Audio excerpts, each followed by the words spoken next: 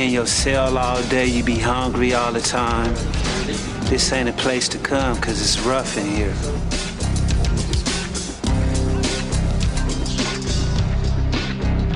If you have a wall in front of you, place your hands high above your head on the concrete wall. These are inmates from various jails in the county. They're here for anywhere from drug possession all the way up to murder. It is the largest jail system in the free world. Up to 20,000 inmates, men and women. They reflect the violent felonies, the petty crimes, and the racial tensions of the sprawling urban landscape that is Los Angeles County. LA is the biggest gang turf in any parts of the United States. We're number one as far as gang. We have 286 inmates on this floor. It's not because of your color, it's because of the things that you do to us. We have about 150 Crips. They got me here for stealing sandwiches, man. There's several Bloods mixed in. And stop putting us all in jail like they do. White Fence, which are Mexicans. And we also have Southsiders, which are Mexican or Hispanic. Keep it tight.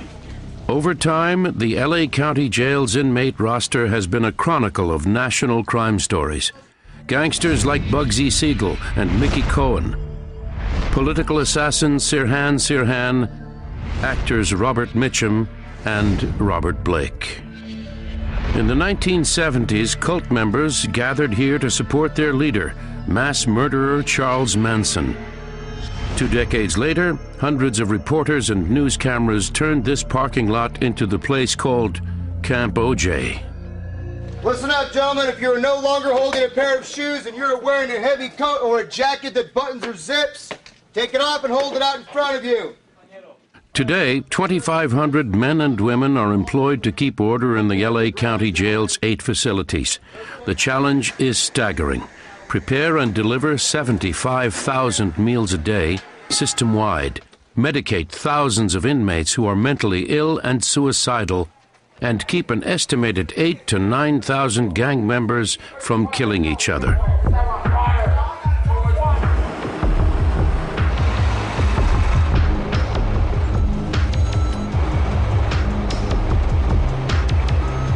This is where it begins. A bus terminal for hundreds of prisoners arriving for their first night in jail. Thursday nights is one of our busiest nights, so this is pretty common. We'll probably see about 500 in here tonight. Basically, if you get busted in the Los Angeles County, you're going to come here, unless you get bailed out beforehand. Other than that, you're here. You're going to see inmates coming out of the bus. They're all secured together to prevent escape, obviously, and to prevent them from assaulting the officers and assaulting each other. For new arrivals, the check-in process can seem like an eternity. It took a long time, about 17 hours, no sleep, just a long time to get in here. A lot has changed here since the old days of manual fingerprinting and black and white mugshots. Back then, only a few inmates at a time would arrive at the jail. Everyone leave your hands where they are. Back up. Today, 200,000 men and women are pressed through the jail's intake center each year. The tremendous number of prisoners are managed with barcode bracelets that will be used to track their progress through the jail system. Still fresh off the street, the new prisoners are led to the search room. Many have never set foot in a jail before. Some don't speak English. If you have anything holding up your pants, plastic string or a belt, remove it. If there's anything in your hair, plastic string or a belt, remove it. Sometimes, it might take 13 hours, it might take 14 hours, it might take 15 hours. It all depends on how many people is coming in at that same time you're coming in. When I say go, you're going to remove your socks. You're going to do this by peeling them off of your feet inside out. Hold one sock in each hand. Hold them out in front of you while you're looking down at the ground. Do not shake them, wave them, snap them, or swing them. Go. This is the first of countless searches that inmates will undergo as the jail staff works to prevent weapons and contraband from finding their way inside. You have a long sleeve shirt on. Roll up the long sleeve that's covering your wristband. We're not concerned with your name. All we want to see is the metal clasp that is holding it together. When you step up to the doorway, you're going to show your wristband to my partner. Yellow line, cell 1. Let's go. Have your wristband ready to be scanned. Put your back against the rail. Wristband. Right here. Yellow line, cell 1. Yellow line, cell 1. Put your back against the rail. Wristband. Hours pass as the prisoners wait for their turn to be live scanned. This biometrics process, adopted in 1993, will scrutinize and record each inmate's physical likeness and fingerprints. But even after 4 hours or more inside the maze of corridors and search rooms, the new arrivals have only begun their transformation from individual to inmate. From here, it's to the showers. And basically, every inmate that comes in here gets a shower. I want to keep lice and other little diseases out of our jail. Come on, guy, hurry up. Up to 100 prisoners are showered here at a time. Oh, line marking. They emerge wearing jailhouse jumpsuits and proceed to medical screening. Take any medication? No. Have you ever taken psychiatric medication? No. Here they wait again for their turn at the medical window. You hear voices that no one else can hear in your head. Yeah. The only food they will see for 12 hours or more is a jail sandwich. Like a nightmare. All-day process. You wait, you wait, you wait, you wait, you know. Finally, the new arrivals are confined to the holding tanks until the jail is ready to give them a bed. This is basically the end of the line. They either go to Men's Central Jail, which is in that direction, or over to Twin Towers Correctional Facility, which is right over here behind us.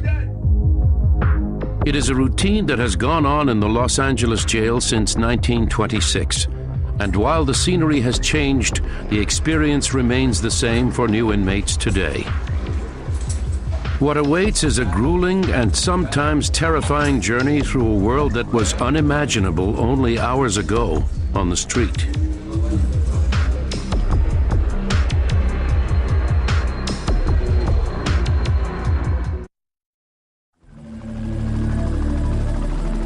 The 8 different facilities that make up the vast Los Angeles County jail system are spread out over 50 miles of Southern California. It all began with a single building that now stands empty. The county's original jail, the Hall of Justice, opened its doors in 1926 with just over 500 cells on top of a 15-story granite tower in the heart of Los Angeles. A one-stop legal system, it also contained criminal courts, the sheriff's headquarters, and the coroner's office. The Hall of Justice has also done its share for Hollywood. The landmark edifice is familiar as headquarters in television shows like Dragnet and Get Smart. After the Northridge earthquake of 1994, the building was red-tagged as unsafe and officially closed. Today, the centerpiece of the LA County jail system is a penal colony a few blocks away. It consists of the Men's Central Jail and the Twin Towers Correctional Facility. Together, their inmate population is over 11,000 men and women, more than half of the entire system. The jails are operated by the Los Angeles County Sheriff's Department. The complex is the first assignment for most graduates of the academy.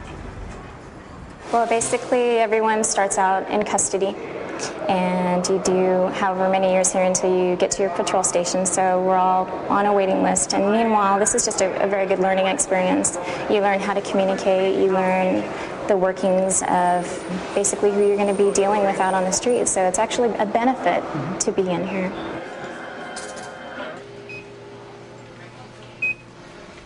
After a long night of processing, new inmates are instructed to walk single file along red and blue lines to one of the 2 downtown jails. Hands in your pockets, gentlemen, stay on the line. Hands in your pockets, gentlemen. Hands in your pockets. An inmate walking down the main hallway with his hands free can assault another inmate or he can assault staff. So we insist that they tuck their hands in their pockets as a safety feature for both ourselves and for the other inmates. Most adult male prisoners who are deemed fit for general population will follow the blue lines to Men's Central Jail. This is just under 1 million square feet. It's the largest jail in the free world. Our inmate population today is somewhere above 7,000. We generally run right around 7,000, but when we've had riots, we've had as many as 10,000 in here. It's a lot of inmates, and they're in for a myriad of charges. Multiple murders, rape, robbery, burglary. Every charge known to man, they're in here for. I got 25 years to life in the penitentiary, man. And I ain't never going home.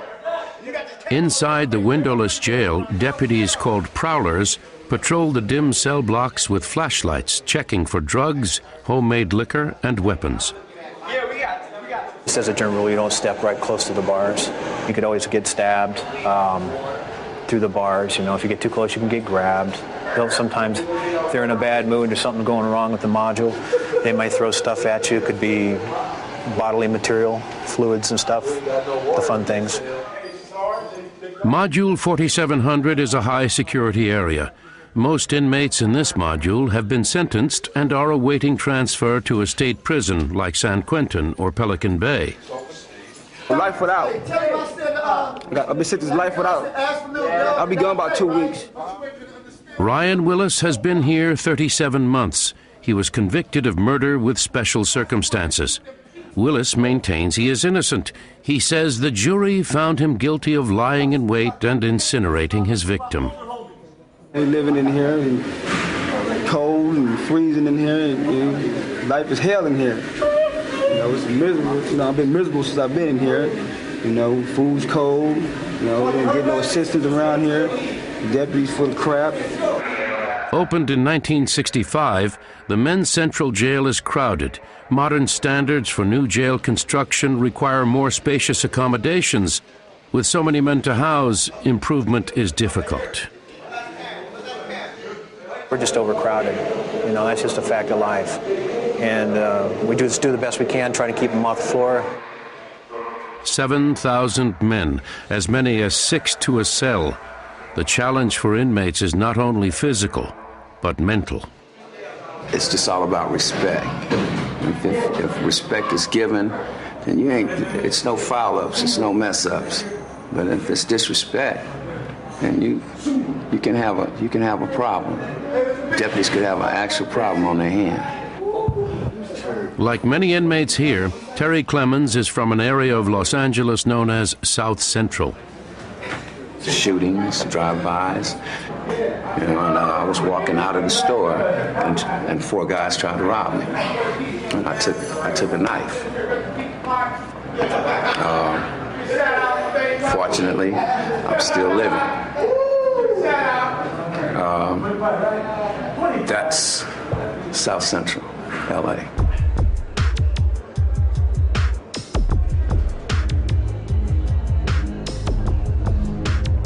Because of the potential for violence against deputies, Module 4700 is generally patrolled from a safe distance.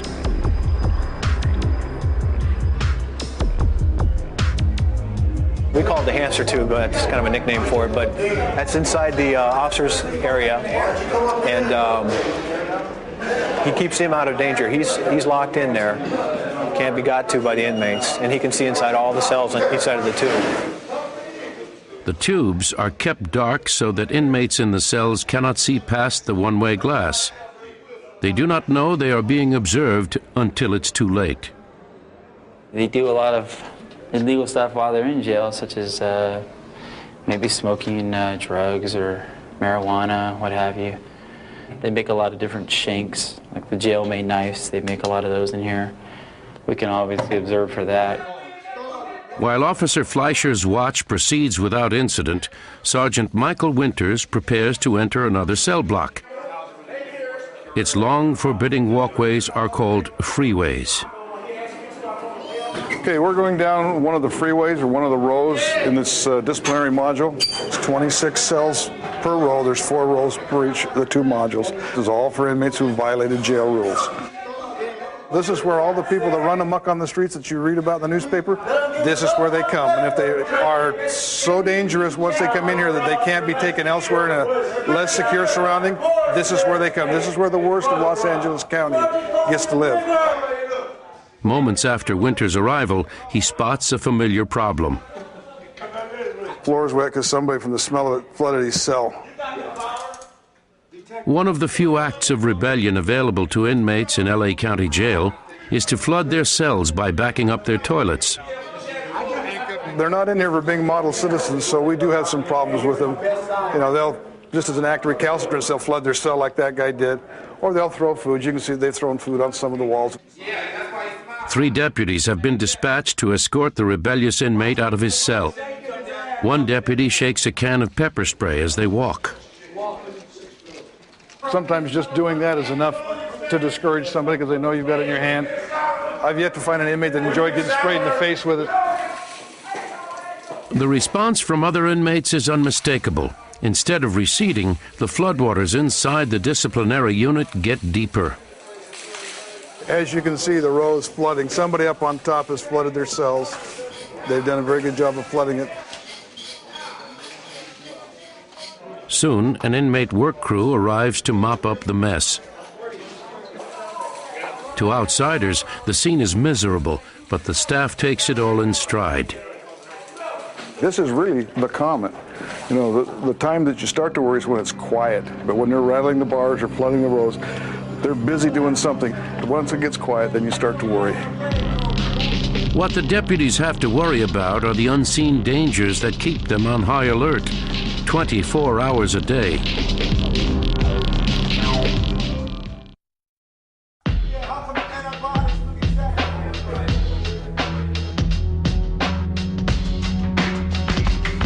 We are in LA County Jail. Anything can happen in here, you know. You can have a week left and something can happen. You know, tomorrow's not promised to nobody.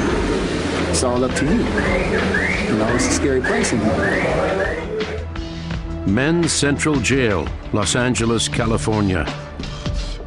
It is a mind-numbing maze of corridors, tunnels, and steel stacked 5 stories high.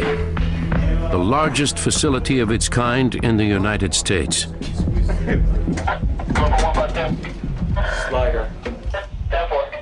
Okay, we're going out onto the 2,000th floor. This is our largest floor in the building as far as inmate population. There's upwards of 2,000 inmates here every day housed on this floor. They're searching down there, so when we search the inmates, we bring them out in their underwear so that we can ensure they don't have weapons with them. And then we've got deputies out here for security purposes with gas. The big red canister is a tear gas OC spray combination. And the other weapon is a pepper ball gun. Inside this 1 million square foot facility, searches or shakedowns occur almost every day. The safety of inmates and deputies is at stake. On this day, deputies have just completed a search of a dormitory that holds 50 men, a shower, and a toilet. It was converted from a recreation room at a time when crowding forced prison officials to add more beds to handle the rising population. This has all been found on this floor. What we have here is some shanks that have required a little bit of work. These are, this is pretty much the bracket of the underside of a bunk. Well, this stuff looks screwed, but it's pretty dangerous, plain and simple. It's got a good handle. It's a pretty good piece of metal. As long as they get a good point on it, start sharpening and get a good point on it, it's pretty dangerous. This is what's called here in jail as a bone crusher, because with enough force, it'll actually crush your bone. We have several hundred assaults, inmate and non-inmate assaults every year. The primary reason? Gangs. It is not a new phenomenon, as in many urban areas there have been street gangs in Los Angeles since the 1940s. The gang population inside the jail has grown steadily since 1965. By 1985, 87% of all crimes committed in the jail were perpetrated by gang members.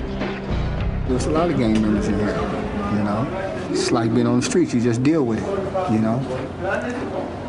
But in here it's a little bit more cliche, because you might go in a cell with, you know, all kind of different gang members that, you know, they might not like you, you might not like them. Other than on the streets of Los Angeles, Men's Central Jail has the highest concentration of gangs in the city.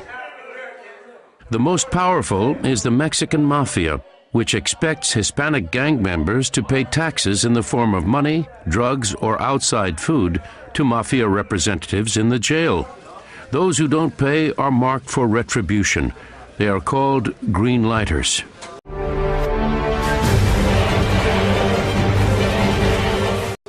Green lighter is a gang inmate, usually an Hispanic inmate, who's fallen out of disfavor with his gang, and so somebody puts a green light or a go light to say it's okay to go ahead and kill or injure this inmate. To counter the violence, county officials set up Operation Safe Jail to monitor and manage the custody of known gang members. Deputy Armando Barrera monitors the activities of Latino gangs. Here is Module 35 and 3700, what's come to be known as the gang module. So we're united, we take care of each other, we help each other. Southern United Raza. Southern United Raza. The majority of them are already 3 strikers, 25 to lives, serious felony charges as far as murders, robberies, carjackings. As you can see here, they're very proud of where they're from. They like to display their gangs by using hand gestures. Those 2 hands together, resembling an A for the Avenidas gang or Avenues gang in or about the city of Lincoln Heights. A few more throwing a W, what they refer as throwing a W, meaning displaying a W representing the west side of Los Angeles. We have gangs stemming from Primera Flats, Cuatro Flats, Puente, Eastside Puente, Townsman, Avenues, Hawaiian Gardens, Wilmas, which is Wilmington, Rancho San Pedro, all the way to San Fernando, to Clanton, to Dogpatch. No sleep, man. I can't get no sleep. You don't even know if it's day or night. A wall of snapshots in the gang unit office confirms the diversity and numbers of gang members inside the LA County Jail. The majority, they tattoo their gang, their city, their area codes, their monikers, maybe pictures of their children, their wives, names of their dead homeboys. The inmates in Men's Central Jail represent the streets and neighborhoods that make LA County one of the most diverse populations in the country. Listen up, there shouldn't be any talking in my lines. Keep your hands in your pockets, shoulder against the wall, keep my line moving. That diversity is very apparent in the section of the jail where the prisoners wear bright yellow pants to distinguish them from the general population. This is Module 5200, better known as the gay dorm. This is a dorm that holds homosexuals. There's over 80 inmates. We can hold about 120 inside here. I'd say the 2 main crimes in here would be drug possession and prostitution. I have drug charge, possession of methamphetamine. I was sentenced to 16 months for about $20 worth of speed. Homosexuals are often targets of violent assault in jail. They have been kept separated from the general population since 1975, when the first gay housing unit was established at the original Hall of Justice jail. Today, this protective measure brings its own set of challenges. 12% of the inmates are HIV positive. While jail policy prohibits sexual activity, it is impossible to stop. In 2002, An outside agency was allowed access to the gay dorms to distribute condoms, a progressive move in the effort to slow the epidemic of HIV among the men crowded inside LA's Men's Central Jail. Across the street, connected by a windowless sky bridge, there is another kind of fortress. Thousands more men and women are confined to the high-tech compound known as the Twin Towers.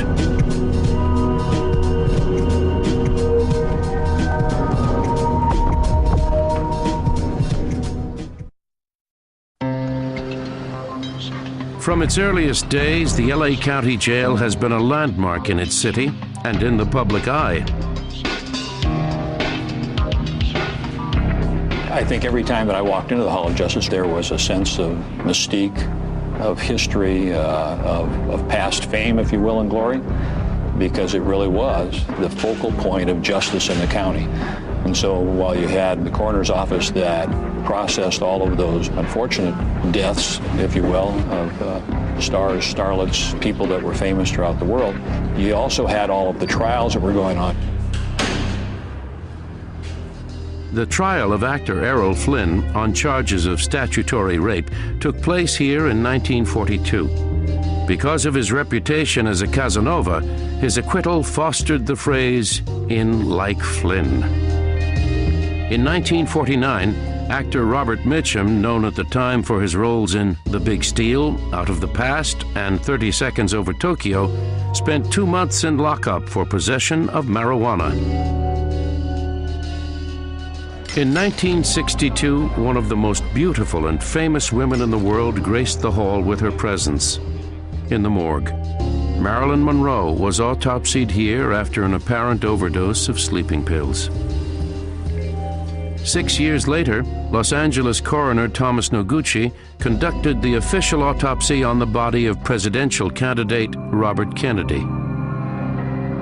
13 floors above the morgue, this cell was specially constructed to house Sirhan Sirhan during his trial for Kennedy's assassination. Cell 1310 was equipped with its own shower so that Sirhan would not have to leave the cell except to walk to a courtroom a few steps away. In 1970, Charles Manson's followers held a daily vigil outside the hall during his trial for multiple murders in the Hollywood Hills. More recently, high-profile inmates like O.J. Simpson and actor Robert Blake have been cloistered away on the first floor of the Men's Central Jail. It is an area of 8 by 12-foot cells that is closed to cameras and visitors. Yet, while the eyes of the world focused on the noteworthy and famous in LA County Jail, tens of thousands of faceless prisoners have struggled with incarceration in this same spot. At this time, 7,000 are in the Men's Central Jail, and 5,000 more are across the street in a 21st century citadel known as the Twin Towers Correctional Facility. We control all the pod doors, all the cell doors, all the televisions, all the lights, and each pod door and each cell actually has an intercom, which we can talk to the inmates. Built in 1997, the ultra-modern maximum security design sets the standard for the jail of the future. Many of its inmates, however, blur the distinction between criminal behavior and mental illness. It is the largest jail system in the country and in the world. And right behind me here at Twin Towers is the largest mental health facility in the country. I mean, bar none. It goes beyond any hospital. It's just an enormous system. Tower 1 holds 2,000 male inmates who receive psychiatric care and medication, or who are classified as violent sexual predators. This is Twin Towers Module 152. The men are watched around the clock from a control station whose panopticon design allows a deputy to look into each of the 96 cells within the module. Over here in D-Pod, we have gentlemen sitting around watching TV. E-Pod, we have some more inmates lined up on the stairs, waiting for chow. F-Pod, a couple guys using the phones, a couple guys watching TVs. Guys up on the stairs trying to do exercise.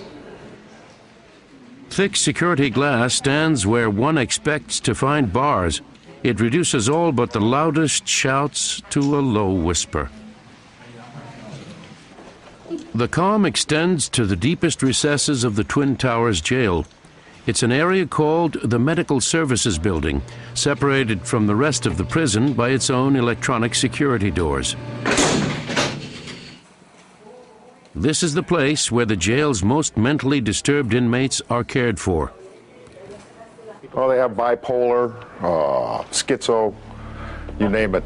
They have it all. We have it all here.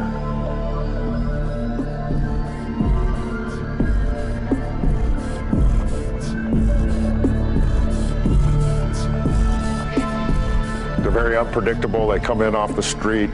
They can be combative at times. We've had incidences where they've bit deputies, bit personnel. In cases where mental health staff declare an inmate to be a danger to themselves or others, county doctors can order the deputies to place the inmate in 4-point restraints. During a 4-point procedure, a team of deputies secures the patient's wrists and ankles to the hospital bed so he can be closely monitored and stabilized.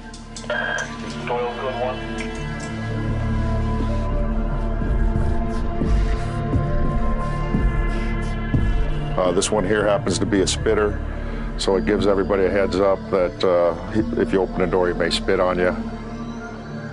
While the Twin Towers jail continues to cope with its mission as one of the largest mental hospitals in America, the Towers must also face the problem that plagues every jail ever built: escape.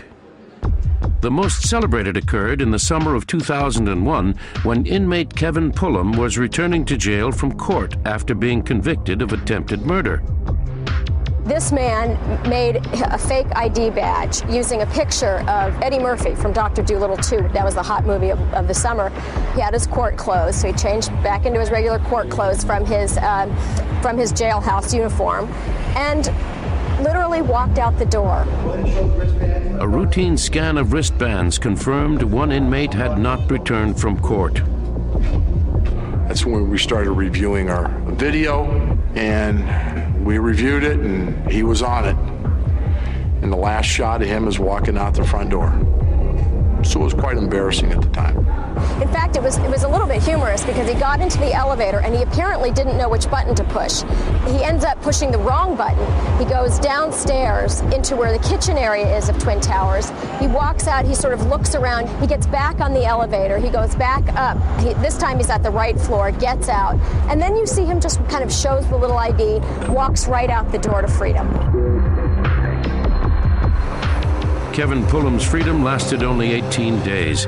He was captured on Skid Row, just a mile from the jail. As Pullum was processed back into the jail system, he likely saw more fortunate inmates awaiting a more favorable routine, one that is repeated hundreds of times each week at LA County Jail: the walk to freedom.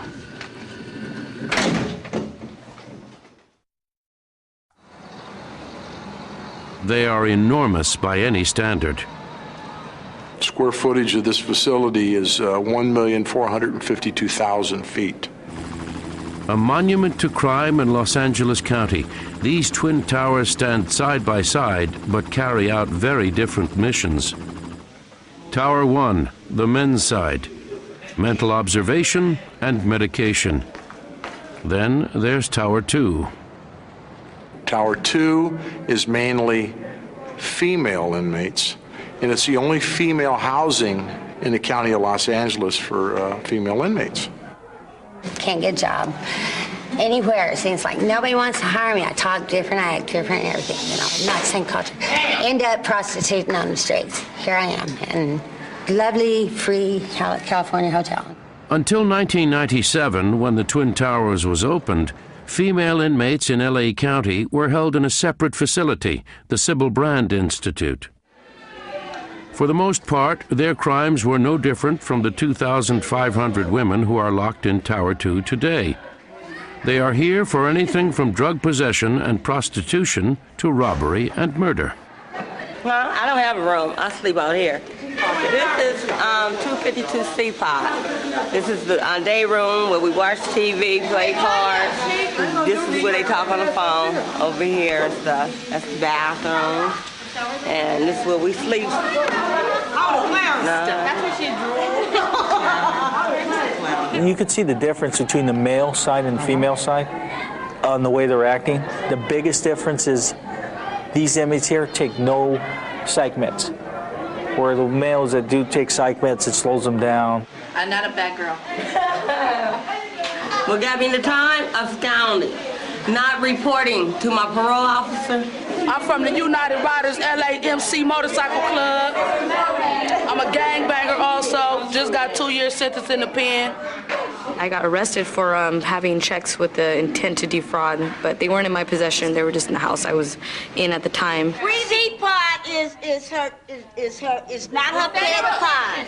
I'm here for threatening and obscene phone calls. It gave me a sentence of 73 days. I'll do approximately 41, 42 days. While the male inmates in Tower 1 are locked up at all times, many of the women in Tower 2 are assigned to outside work details. I'm here for burglary, commercial burglary. Booking information operator 5, you have a booking number. The inmate answering service, established in 1989, is staffed by low-security female inmates. They take thousands of calls from people inquiring whether their missing husbands, wives, or children are in jail. He was just arrested 2 days ago. They call in, they think we're just operators answering the phone. Some people will know because they've been in custody before, so they'll say, I know you're an inmate just like me, and da-da-da, yeah. But like, she didn't know. What he's in here for a grand theft money property of $400. His bail is $20,000. Before the Twin Towers Correctional Facility was in operation, each of the LA County jails prepared its own meals using inmate labor.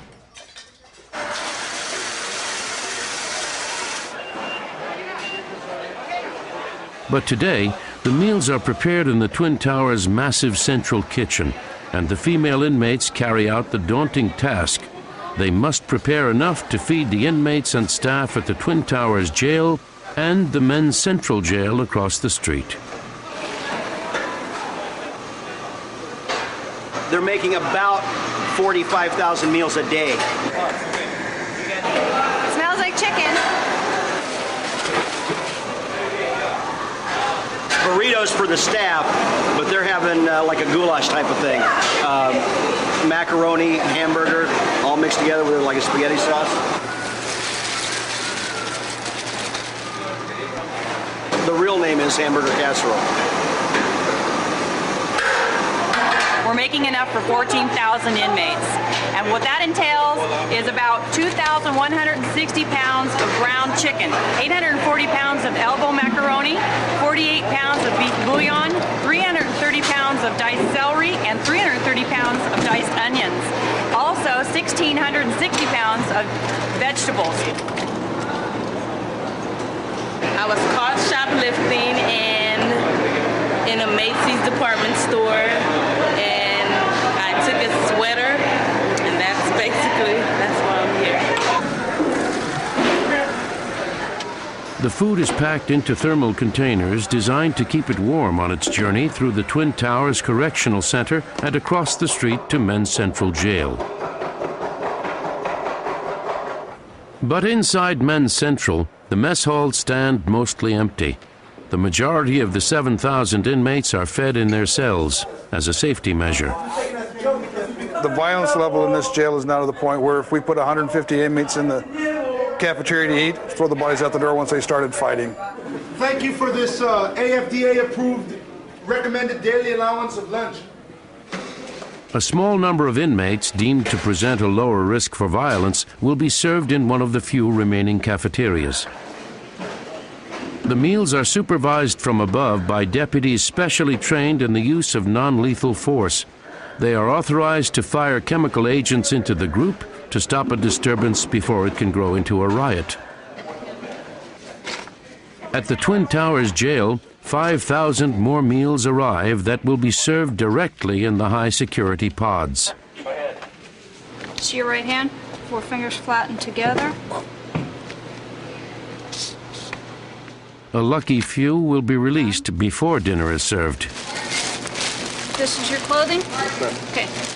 This inmate, convicted of writing bad checks, will spend the balance of his 30-day sentence at home, thanks to LA County's electronic house arrest program. This is the ankle bracelet. It sends a signal to the main unit that's connected to his phone line, that's connected to the company computer. It monitors all his movement at home, at work, or wherever he may be at while he's on the program. All right, Walters. 059. Need you to sign for your clothing. Inmate Eddie Walters has been here 4 months. Larry Dixon, a week. Gentlemen, hurry up and get dressed. Get dressed. I go back to my neighborhood. I go back to my home. I continue living, and hopefully I don't ever have to see these doors ever again. For most short-term inmates, the trip through LA County Jail will end as it began, only in reverse. They put on their street clothes, all ready to go. they sign for their personal belongings, Okay, watch. then they cut off their wristband. Adios.